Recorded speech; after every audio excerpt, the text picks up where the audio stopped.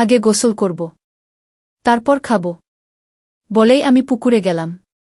আজ গামছাও নিলাম না। গোসল করে ভেজা কাক হয়ে এলাম আম্মার কাছে। আগের দিন তো হালকা ভেজা গামছায় এতই ভালো বোঝা যায়নি, কিন্তু আজ একদম ভিজে গায়ে সেটে আছে লুঙ্গি। আম্মার দৃষ্টি আমার উপরেই, আর চোখে গিলে খাচ্ছে। জিভে যেন জল এসে গেছে এমন করে তাকিয়ে আছে। আমি তো মাল। জয়পুরহাট থেকে ২০ কিলোমিটার গভীরে এক অজপাড়া গায়ে থাকি। আমার পরিবারে আমার মা আর আমার বাস। পরিবারে আমরা দুজন ছাড়া আর কেউ নেই। বাবা করোনায় মারা যায়। গ্রামের সর্বদক্ষিণে আমাদের বাড়ি। তারপরে আর কিছুই নেই। পাহাড় জঙ্গলে ভর্তি, যেখানে কসমিনকালেও কেউ আসে না। বাড়ির সাথে লাগোয়া কয়েক বিঘা জমি থাকায় আমাদের মা ছেলের সংসার কোনোমতে চলছে। বাবা মারা যাওয়ার পর পড়াশোনা বাদ দিয়ে মার সাথে মাঝে মাঝে কৃষিকাজ করি। সবজির ক্ষেত করি বলে আমরাই যা করার করি। আর আমি একটা কাপড়ের দোকান চালাই। তো দুজনের সংসার বেশ চলছে। আমার বয়স ১৯ আর আম্মার ৩৬। ১৬ বছরে বিয়ে হয়ে ১ বছর পরেই আমি পৃথিবীতে আসি। আম্মার গায়ের রং প্রচণ্ড ফর্সা। শুনেছি নানিও নাকি ফর্সা ছিল, তাই আম্মার এমন। আম্মার শরীরের রঙের মতোই অপরূপ সুন্দরী তিনি। এমন চেহারার রূপসী নারী আর নেই আমাদের গ্রামে। কেউ বলবে না তার ১৯ বছরের সন্তান আছে। ২৪-২৫ বছর বয়সী বিবাহিতা নারীর মতো একদম। আম্মার সাথে আমার মনের প্রচণ্ড মিল। আমায় ভীষণ ভালোবাসে আম্মা। কখনো একটু বকাও দেয়নি জীবনে। বলে আমি তার সবকিছু। যাই হোক, আসল ঘটনায় আসি। আম্মাকে নিয়ে কখনো আমার মনে খারাপ চিন্তা ছিল না। সাধারণ মা ছেলের মতোই। তবে বয়সের সাথে সাথে নিজের বয়সের চেয়ে বড় মেয়ে ও মহিলা দেখে মনে সুপ্ত বাসনা তৈরি হতে থাকে। স্কুলে পড়ার সময় কখনো ক্লাসের মেয়েদের দেখতাম না। ম্যাডাম বা আন্টিদের প্রতি নজর যেত সবসময়। আর এখন এটা আরও বেড়ে গেছে। ১৯ বছরে অনেকেই বিয়ে করে, কিন্তু আমার এখনো হয়নি। তার উপর কাপড় বিক্রি করি। দোকানে মহিলাদের পোশাকই বেশি। খুব কষ্টে তাদের সামনে নিজেকে সামলাই। আর তার উপর গ্রামের একমাত্র কাপড়ের দোকান আমার বলে সবাই এখানেই আসে কেনাকাটা করতে। গ্রামের এমন কোনো মহিলা বা মেয়ে নেই যাদের ওই কাপড়ের সাইজ আমি জানি না।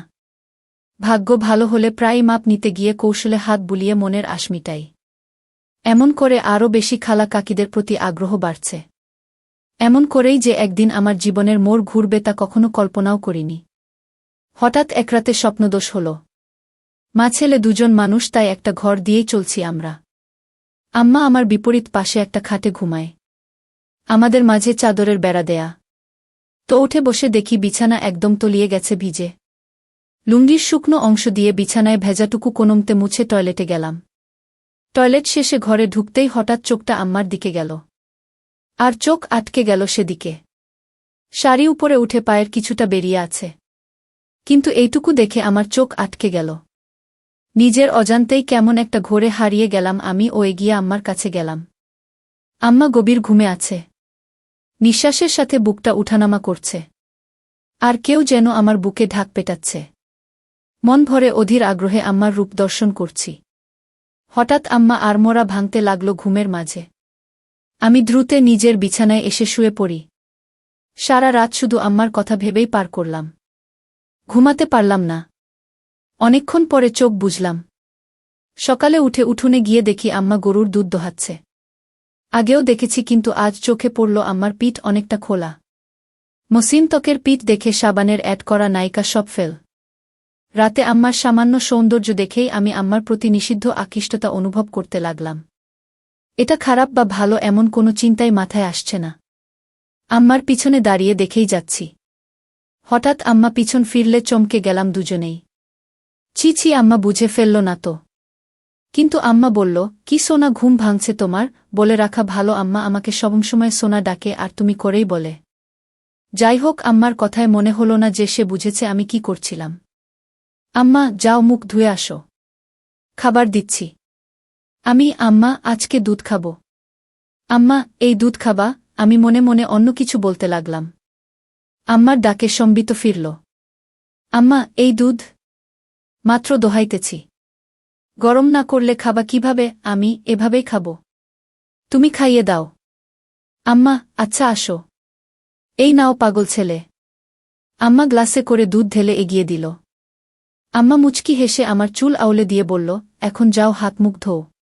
খাইতে দিব। আমি হাত মুখ ধুয়ে খেতে আসলাম। এসেই বলি, আজ আমাকে খাওয়ায় দাও। আম্মা অবাক হয়ে বলল, আজ কি হয়েছে তোমার? আমি কেন খাওয়াই দিতে পারবা না? আম্মা, আমি কি তা বলছি নাকি? আমি তাহলে এমন জিজ্ঞেস করো কেন? আম্মা, আচ্ছা বাবা, রাগ করো না, আসো খাওয়াই দেই। আম্মা খাইয়ে দিচ্ছে এমন সময় বললাম, আচ্ছা আম্মা, তুমি আমাকে ভালোবাসো? আমার এমন প্রশ্ন শুনে আম্মা এক প্রকার ভয় পেয়ে বলল, কি হয়েছে তোমার? আজকে এমন কেন করতেছ? শরীর খারাপ নাকি? বলে আম্মা আমায় কপালে গালে ছুঁয়ে দেখতে লাগল জ্বর আছে কিনা। আমি, আরে কিছু হয়নি, জিজ্ঞেস করতে মন চাইল। আম্মা, তুমি ছাড়া আমার জীবনে আর কেউ আছে নাকি? তোমাকে নিয়েই আমার সব, আমার প্রাণ তুমি। নিজের জীবন থেকেও তোমায় বেশি ভালোবাসি সোনা। কিন্তু হঠাৎ এসব কেন জানতে চাইতেছ? আমি, আম্মা, তুমি আব্বা মারা যাওয়ার পর থেকে আর আগের মতো নাই। সাজো না, নতুন কিছু পরো না। আমার এইসব ভালো লাগে না। আম্মা নিরাশ হয়ে বলল, বাবারে, স্বামী মারা গেলে কোনো নারীর অস্তিত্ব থাকে না। তুমি আমার জীবনে আছো দেখে বেঁচে আছি, নইলে কবেই মরে যেতাম। আমি বাবাকে ভীষণ ভালোবাসতে, তাই না আম্মা? সব স্ত্রী তার স্বামীকে ভালোবাসে, আমিও বাসতাম। আমি, কিন্তু আমাকে বাসনা তার প্রমাণ দিয়েই দিলে। আমার পছন্দ তুমি সেজেগুজে থাকো, কিন্তু তুমি তা করো না। আমায় ভালোবাসলে এমন করতে না। তুমি খুশি থাকো, তা চাই আমি। তুমি একটা বিয়ে করো, আবার সুখের সংসার করো, তাহলে জীবনটা ভালো কাটবে। কেন এসব বললাম নিজেও জানি না, মনে এলো আর বলে দিলাম। আমার কথা শেষ হতে না হতেই ঠাস করে একটা চড় পড়ল আমার গালে। আমি ব্যথার চেয়ে অবাক হয়েছি। আমার জ্ঞান হবার পর কখনো আমাকে কেউ মারেনি। মার দূরে থাক, কখনো চোখ রাঙিয়ে কথাও বলে না। কিন্তু আজ এতই রাগ হলো যে মার খেলাম। আম্মার চোখ লাল হয়ে আছে। কাঁদতে কাঁদতে বলল, নিজের বাবা মরে গেছে বলে মাকে অন্যের বিছানায় দিতে চাও? বোঝা হয়ে গেছি আমি, তাই না? আমাকে খাওয়াতে পড়াতে কষ্ট হচ্ছে। আমি চলে যাব, চিন্তা করো না।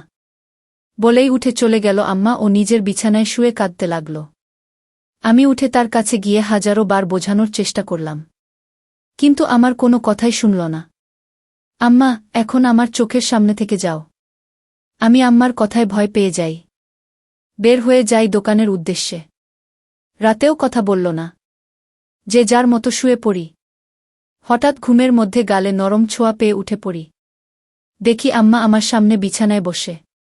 উঠে আমি সামনে বসতেই আম্মা চোখ জ্বলজ্বলে করে আমার গালে হাত বুলিয়ে বলল, ব্যথা করছে তাই না? আমাকে মা করে দাও আম্মা। আর কখনো বলবো না এসব। তুমি আমার কাছে মোটেও বোঝা না। আমি ভেবেছি হয়তো তোমার ভালো হবে, কিন্তু তুমি কষ্ট পাবে জানতাম না। আমায় মাফ করে দাও। আম্মার সাথে সাথে আমায় বুকে টেনে নিল ও বলল, সোনারে, আমি তোমায় ভীষণ ভালোবাসি। তোমায় ছেড়ে কারো সংসারে গিয়ে নিজের সুখ চাই না।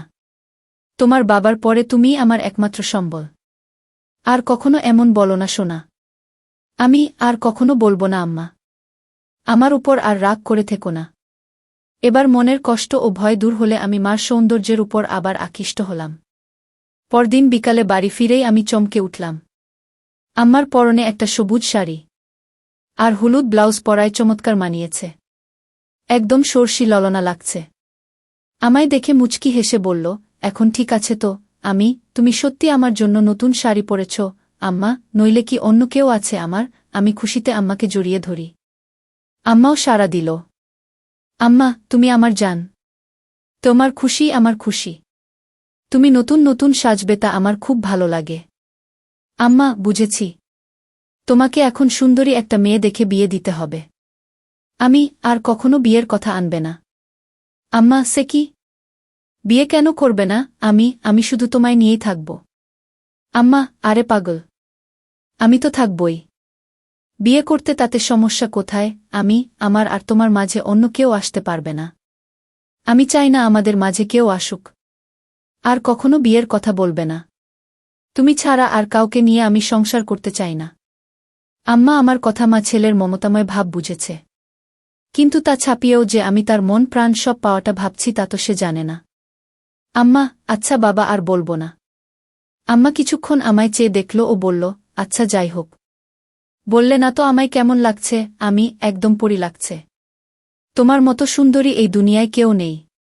আম্মা লজ্জা পেয়ে বলল, আহ দুষ্টু, খালি মজা করো। আমি সত্যি বলছি, আমি।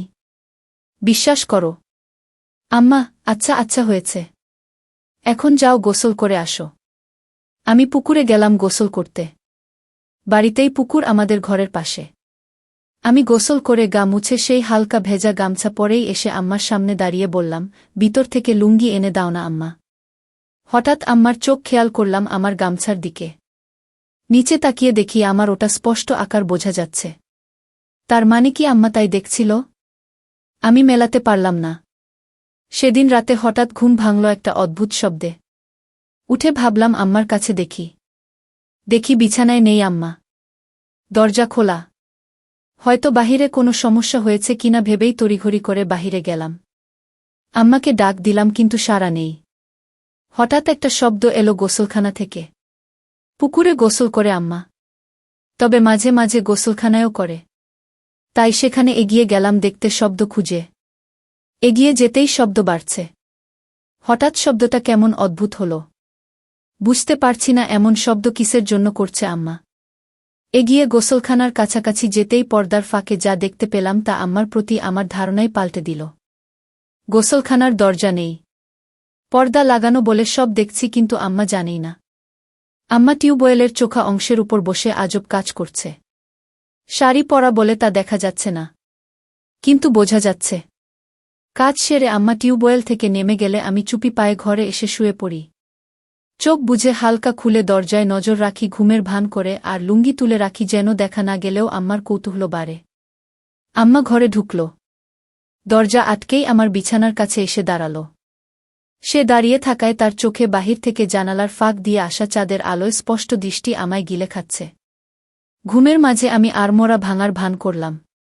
তাতে আম্মা তড়িঘড়ি করে চলে গেল নিজের বিছানায়। আমার মন খুশিতে নেচে উঠল আমার প্রতি এতই আকর্ষণ দেখে। কখন যে আম্মার কথা ভাবতে ভাবতে ঘুমিয়ে গেলাম বলতেও পারি না। সকালে ঘুম ভাঙতেই উঠে দেখি আম্মা এখনো ঘুমিয়ে আছে। কিন্তু অবাক করা বিষয় দেখি মাঝখানের চাদরটা সরিয়ে রাখা। আম্মাকে দেখে চোখ আটকে গেল।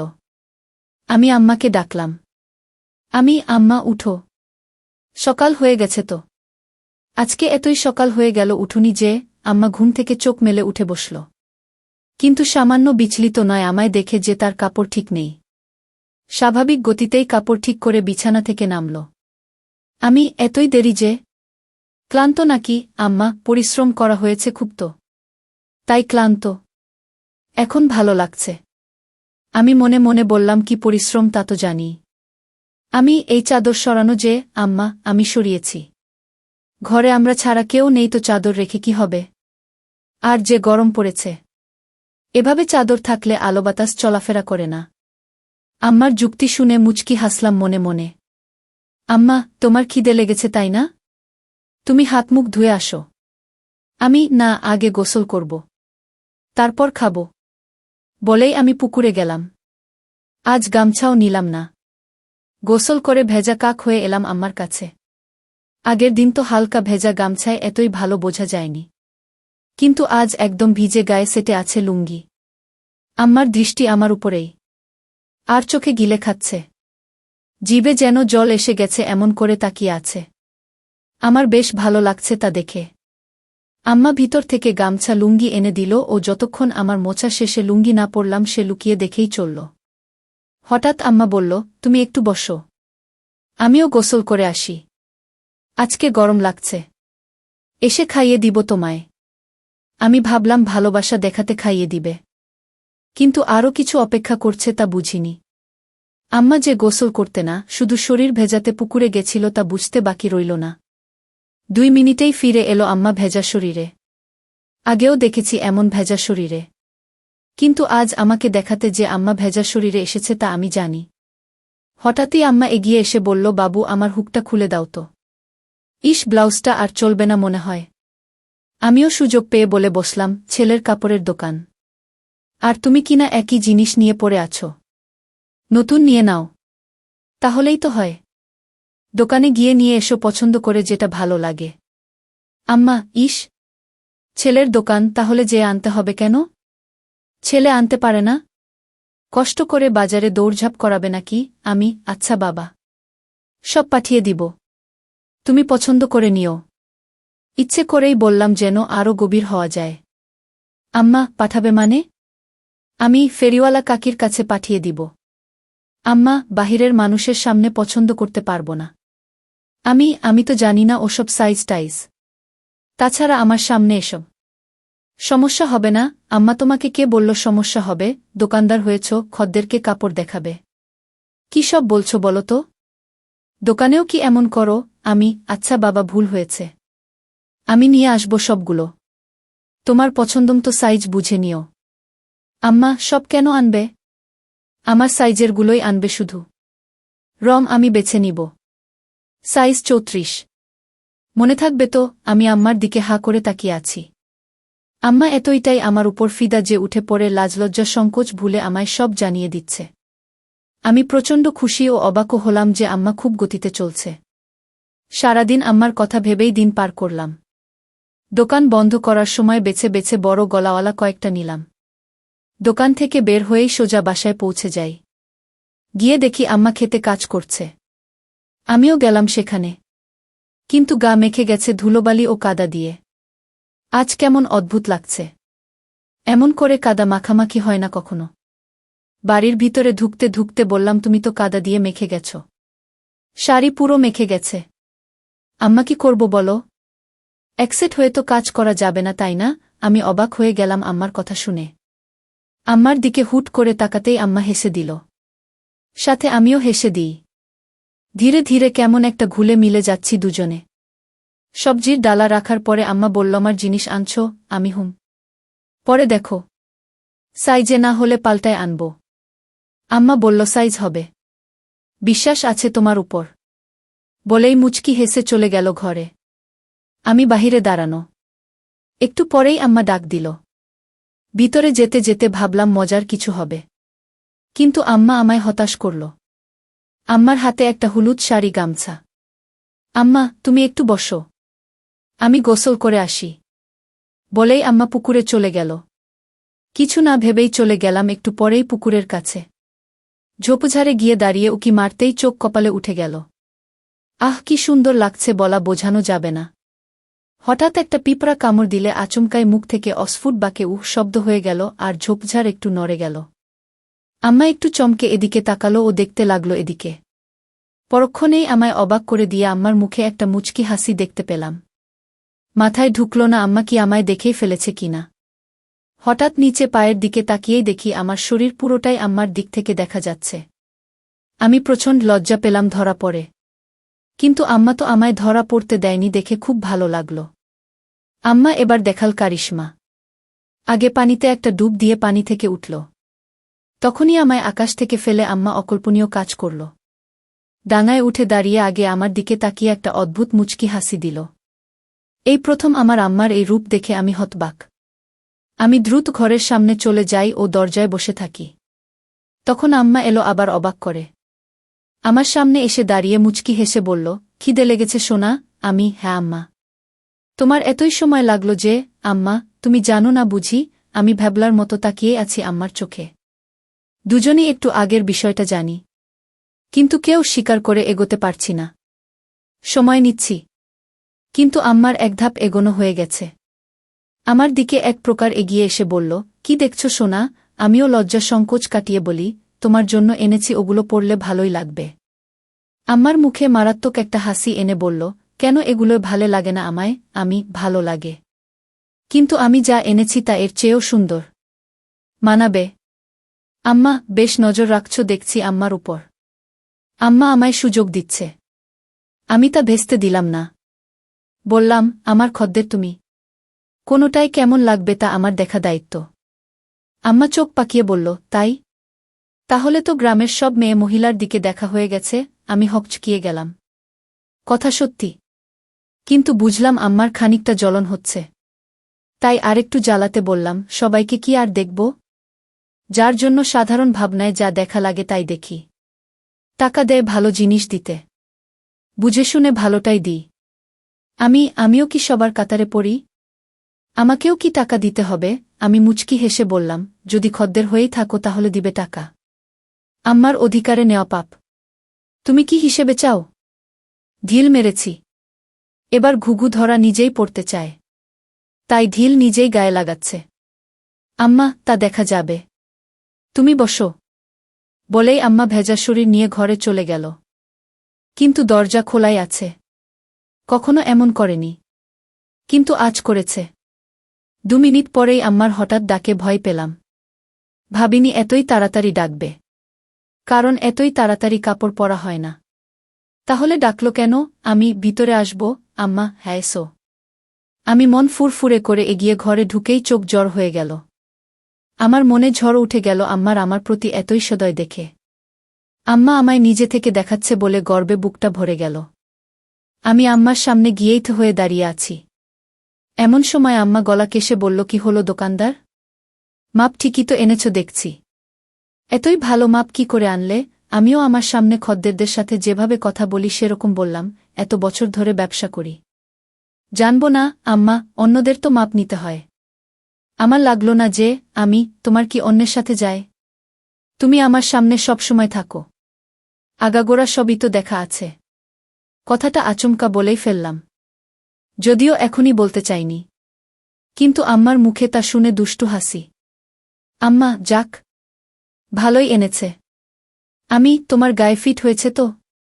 কোনো সমস্যা হলে বলো। অন্য সাইজ আনবে তাহলে। আম্মা, একদম ঠিক আছে। কিন্তু একটা জিনিস বলা দরকার। কি বলো? আম্মার উত্তেজনা দেখে আম্মা হেসে দিল মুখে হাত দিয়ে। আমিও সামলে লজ্জা পেয়ে বললাম, কি জিনিস আম্মা? আরে কোনো সমস্যা না। একদম মাপমতন হয়েছে। কিন্তু আমার আরেকটা টাইট পরার ইচ্ছা। মাপো তো তুমি জানোই। তবুও একবার মাপ নিয়ে নাও। আম্মার আমার প্রতি এতই আহ্বান দেখে মুগ্ধ। আম্মা তার গায়ে ছোঁয়ার সুযোগ করে দিচ্ছে। আমি এতই মুগ্ধ যে তাকিয়েই আছি। আম্মা, তুমি মনে হয় মাপ নিবে না? সরো, কাপড় পরে নেই। আরে না, এই তো নিচ্ছি। এক প্রকার দৌড়ঝাঁপ করে ফিতা এনে আম্মার সামনে দাঁড়ালাম। অন্যদের তো স্বাভাবিকভাবেই মাপ নিই। কিন্তু আম্মার সামনে এসে বুক ধরফর করছে। কোনো পাশ থেকে শুরু করব তাই বুঝতে পারছি না। এতই পাগল হয়েছি যে কিসের জন্য মাপ নিব তাই জিজ্ঞেসই করিনি। আম্মা মুচকি হাসছে আমার কান দেখে। কি হলো, হাসছ কেন? আম্মা, কিসের মাপ নিবে তুমি? জিজ্ঞেস করেছ? ও তাই তো। কিসের? আম্মা, জামা। পাগল ছেলে। তুমি যে দোকান করো কিভাবে জানি না। নাও এই ধরো। বলেই আম্মা হাত দুটো দুদিক ছড়িয়ে দিল। আমি একটু ঝুঁকে পিছন দিয়ে ফিতা এনে বুকের উপর রাখলাম। এখনও টাইট করিনি। আম্মা তাও বলল, আরও টাইট। আম্মার বুকে একটা কাঁপুনি হলো আর মুখে পাগলাটে একটা চাহনি। আমার চাহনি দেখে আম্মা একটু বিরক্ত হয়ে বলল, খদ্দেরদের সাথে এমন আচরণ করো তুমি? একটা মাপ নিতেও এত সময় কেন? যত যাই হোক, তুমি তো আম্মা। আম্মা, তাতে কি হয়েছে? কাজ কাজের জায়গায়।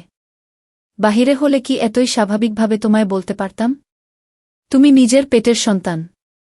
তাও যদি এতই রংচং করো। লাগবে না, যাও। বলেই আম্মা সরে যেতে নিলে আমি হাত ধরে বলি, আচ্ছা এসো। মাপ নিচ্ছি। কত রাগ করে গো। আম্মা, নয়তো কি করব? বাহিরের মানুষের কাছে গিয়ে মাপ দিব? আম্মা, আচ্ছা হয়েছে। এসো। হাত ছড়াও। আম্মা, পারব না। পারলে সরিয়ে নাও। আম্মার এই অভিমান খুব ভালো লাগল। এবার সংকোচ কেটে গেলাম। তাই আমিও এগিয়ে গেলাম।